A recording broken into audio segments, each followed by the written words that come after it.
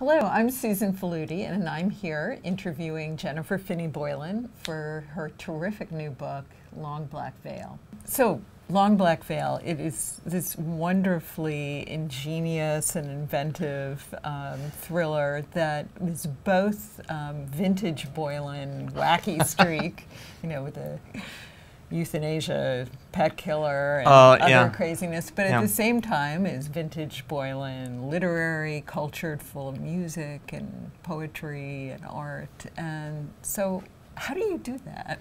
I think my problem may be that I live in a world where all of the things that seem wacky and surreal just seem normal to me. I guess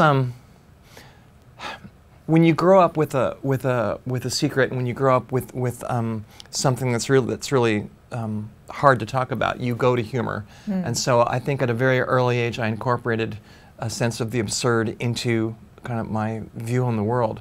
So, I mean, I was kidding before, but I guess I do feel that there may be less of a line between the absurd and what's very dark and very real than maybe other people might. This is the first mystery that I've written in some time, and it's my first novel for grown-ups in almost 20 years. And so it was weird to come back to writing fiction after almost 15 years in the world of memoir. Yeah, I wanted to ask you about that because somewhere you said, when I went from male to female, I also went from writing fiction to writing nonfiction, because in some ways both my life and the stories I wanted to tell about it became more truthful. I mean, I think those earlier books were very entertaining, but there was a sense of something being held back.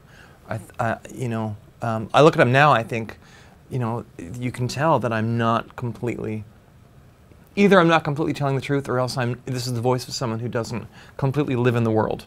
And it was so liberating to me when I went from male to female to essentially go from fiction to nonfiction, because I felt that my life was essentially going from a life where I was not entirely telling the truth to one where at least I try to tell mostly the truth now.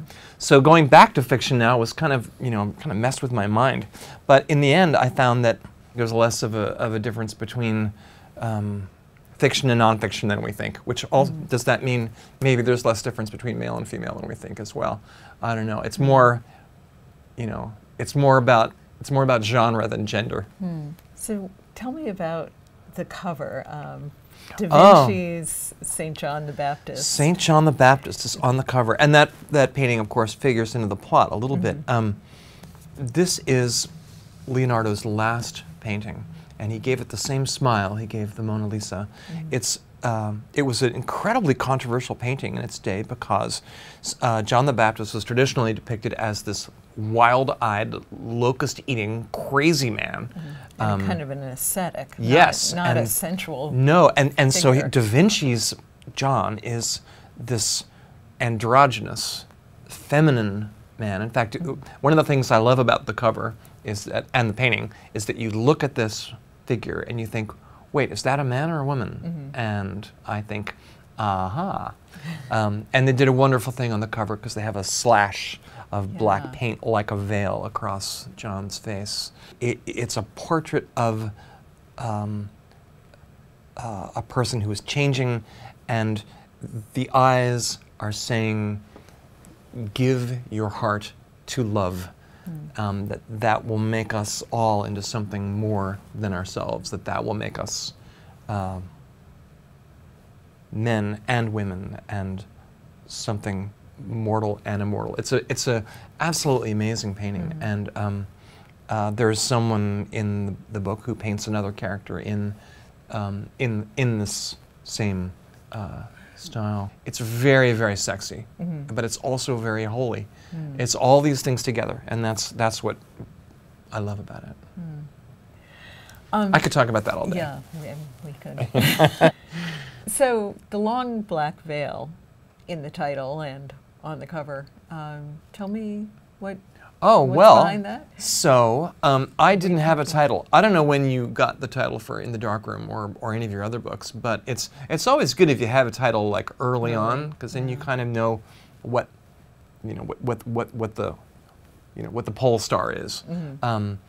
I didn't have a title for this book, and I talked to my friend Timothy Kreider, who's a writer whose work I adore, and we were in a bar called Burp Castle in the East Village one night, in fact, and he said, well, tell me the plot, and I told him the plot, and he said, oh, it's like that Johnny Cash song, Long Black Veil, where a murder's been committed and somebody knows that the murderer is innocent, or that the person accused of the murder is innocent, but they can't